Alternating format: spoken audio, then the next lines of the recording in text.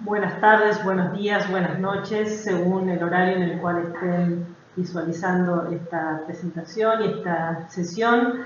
Bienvenidos y bienvenidas a este nuevo encuentro del taller de introducción a los entornos virtuales, esta sesión de acompañamiento tecnopedagógico en el marco de la Universidad Cátulo Carazo, que les estamos dando a los profesores para poder construir los entornos virtuales en el marco del paradigma emergente.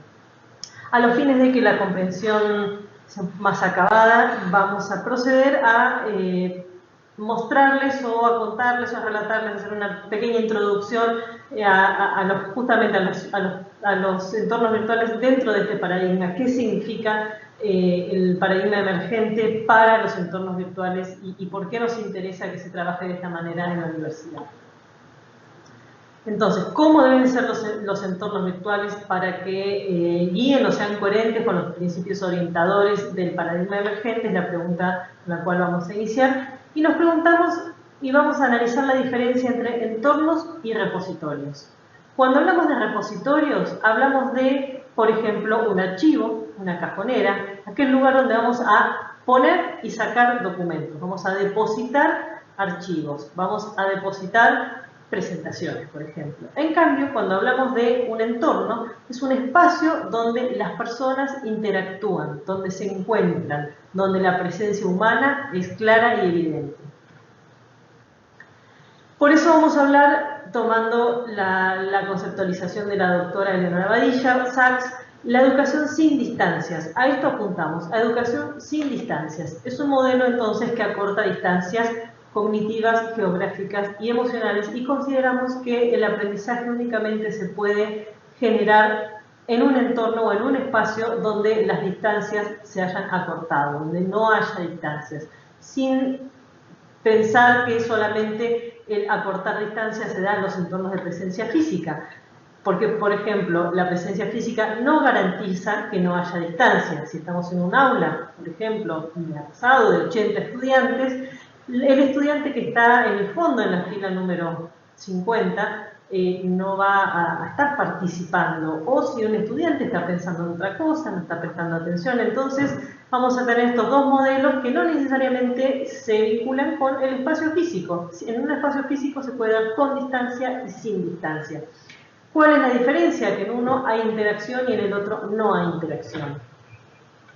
Entonces, vamos a analizar y a ver cómo construir los entornos virtuales sin distancia. Un entorno virtual amigable, empático, donde se evidencie la presencia tanto de docentes como de estudiantes. Y vamos a trabajar dos conceptos. Por un lado, lineamientos de diseño para los entornos virtuales y por otro lado, la construcción de una comunidad de aprendientes. En cuanto a los lineamientos de diseño, hay 6 categorías que vamos a ir viendo una por una y que van a ser los lineamientos de cómo construir, cómo diseñar el entorno virtual para que se acorten las distancias cognitivas y emocionales. En cuanto a la orientación, deben estar definidas claramente las fechas, debe ser claro si la sesión es de presencia física o de presencia virtual, porque siempre tiene que estar presente la sesión, tanto de presencia física como virtual, y tiene que estar aclarado. Y por otro lado, hay que dar acceso a elementos orientadores, como por ejemplo el programa y el calendario, para que los estudiantes sepan claramente dónde están parados en cada momento de su cronograma del cuatrimestre. Son algunos ejemplos entonces de cómo se puede exponer, especificar el tema de las fechas y el tema de la ubicación. En cuanto a la presencia virtual, y volvemos al tema, la presencia tiene que ser evidente. Entonces debemos garantizar claridad en la comunicación. El lenguaje con el cual hablemos no tienen que ser instrucciones, sino que tiene que ser dirigido hacia seres humanos, hacia personas, que son los que van a estar del otro lado de la pantalla.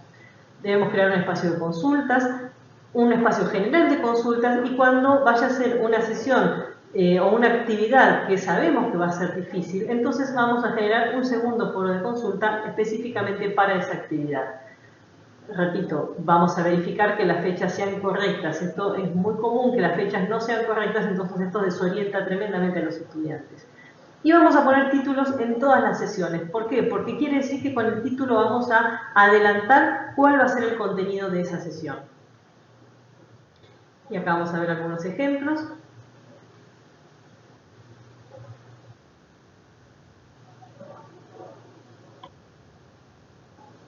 En cuanto al desarrollo de contenidos, es muy importante que la presentación, la introducción al tema se haga en la pantalla principal, no que tengamos un link y otro link y otro link. La lógica de los recorridos en Internet, en la web, en la navegación, nos dice que ya al segundo o tercer clic que hacemos no nos interesa más la información. Por eso tenemos que captar la atención de los estudiantes en la primera pantalla, en la pantalla principal.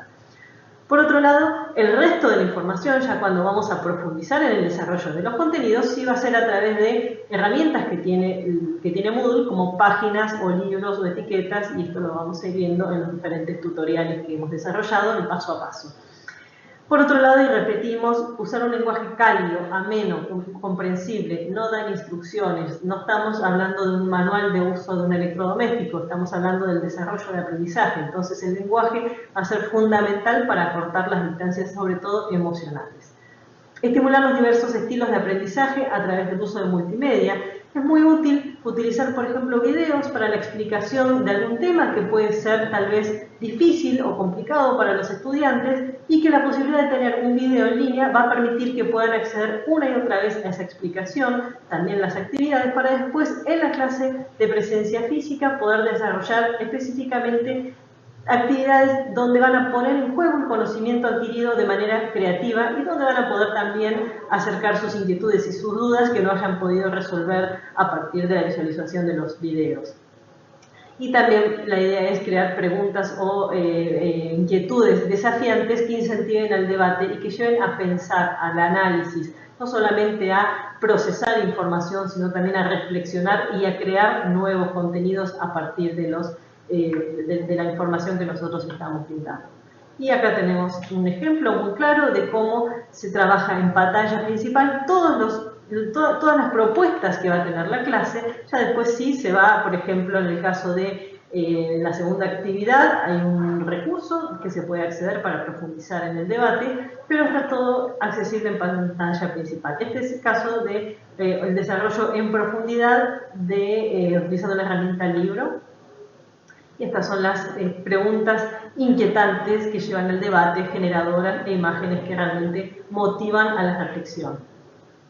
En cuanto al diseño visual, tiene que ser uniforme. Nosotros en el entorno virtual de Castro Carazo tenemos ya definidas algunas etiquetas de colores, y después el resto de la información que ustedes van a ir colocando tienen que seguir una forma estandarizada. ¿Para qué? Para no desorientar al estudiante. Recuerden que el cuerpo físico no va a estar presente en el entorno virtual.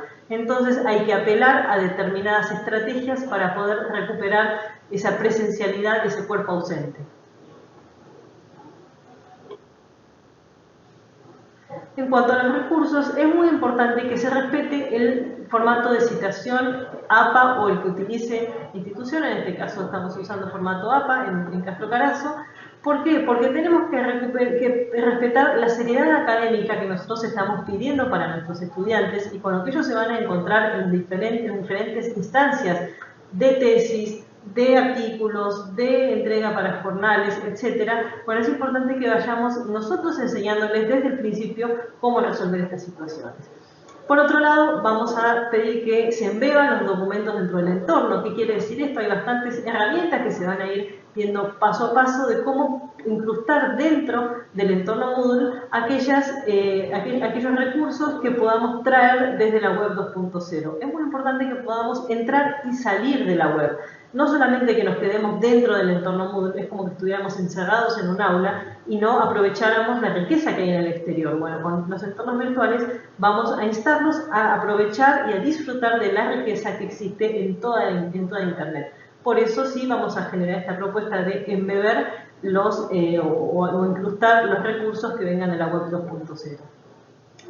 Por otro lado, cuando hagamos un link a otra página, un enlace a otra página, vamos a solicitarles que hagan un enlace en página aparte. ¿Por qué? Porque así no pierden la pantalla del entorno institucional. Entonces se abre el enlace en otra ventana, pero mantenemos al estudiante en el entorno institucional. Y finalmente algo que es muy básico, pero que a veces suele pasar, que escriben la dirección o el enlace, pero no generan el link.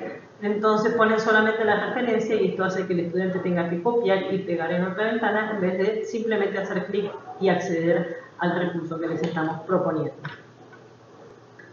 Acá hay un caso entonces de cómo se puede citar en formato APA cada vez que ponemos un recurso.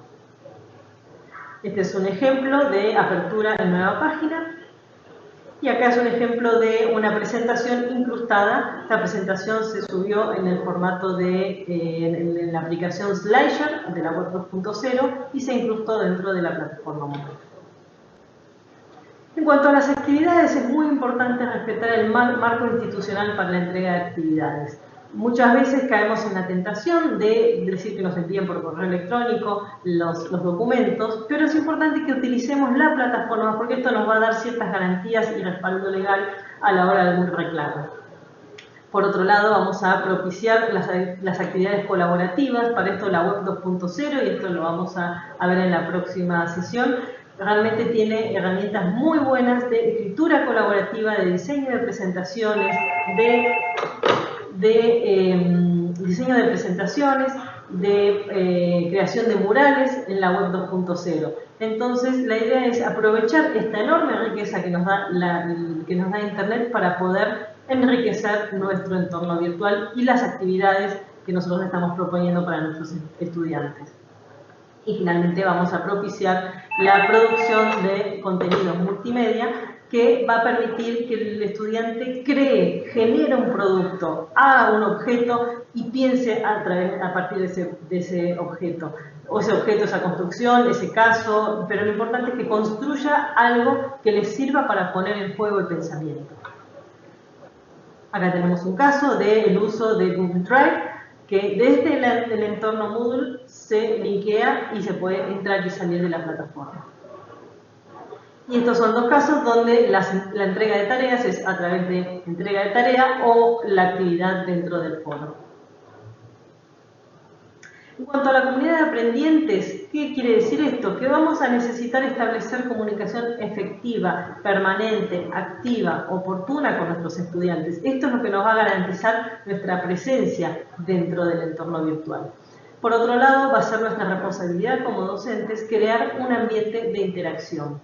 En este ambiente de interacción vamos a propiciar la colaboración y la participación de las personas.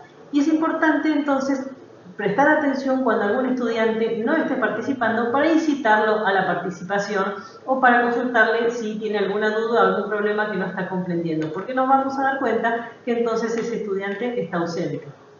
¿Por qué? Porque la presencia se va a dar a través de las conversaciones que podamos generar. Este es dos casos muy interesantes de una participación de una propuesta de chat de foro en forma sincrónica. En este caso, este profesor dijo: entre las 5 de la tarde y las 8 de la noche voy a estar a su disposición para participar en el foro. Dio una consigna y a partir de esa consigna iban publicando los estudiantes y moderando y participando y guiando la conversación el profesor. Realmente fue una actividad muy rica que en 3 horas logró aproximadamente 35 participaciones más sus respuestas. Este es otro caso donde la consigna lleva a que los estudiantes se contesten entre sí. Por ejemplo, lo que se puede hacer es indicar que se requiere que, además de participar, el estudiante debe obligatoriamente contestar a 2 participaciones de sus compañeros. De nuevo, ¿cuál es nuestro objetivo? Tener un modelo de educación sin distancias. ¿Cómo? Con una presencia permanente y evidente a través de los diferentes canales de comunicación que tienen los entornos virtuales.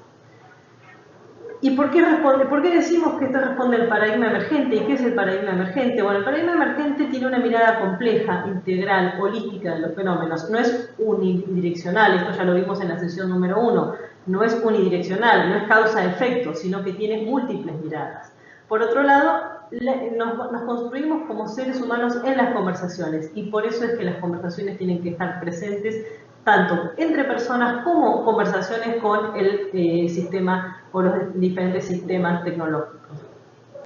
También vamos a afirmar que se va a aprender haciendo y construyendo, y el objetivo de este taller justamente es eso, es que aprendan a hacer entornos virtuales en el marco del paradigma emergente, construyendo los mismos entornos virtuales. ¿Qué vamos a hacer? Vamos a explorar y vamos a compartir con otros, vamos a explorar herramientas, vamos a explorar el entorno mismo, las propuestas, las alternativas, y vamos a compartir en esta comunidad de aprendientes que estamos conformando, los que tanto nosotras del equipo de entornos virtuales como ustedes profesores en el desarrollo de estos talleres. Acá vamos a ir co-construyendo el conocimiento.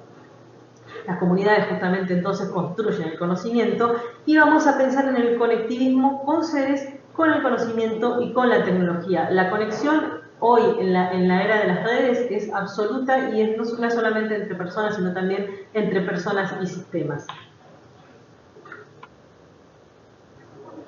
Y eso es todo por esta sesión. Les agradezco mucho el tiempo, y cualquier inquietud lo vemos en el marco del entorno virtual. Muchísimas gracias.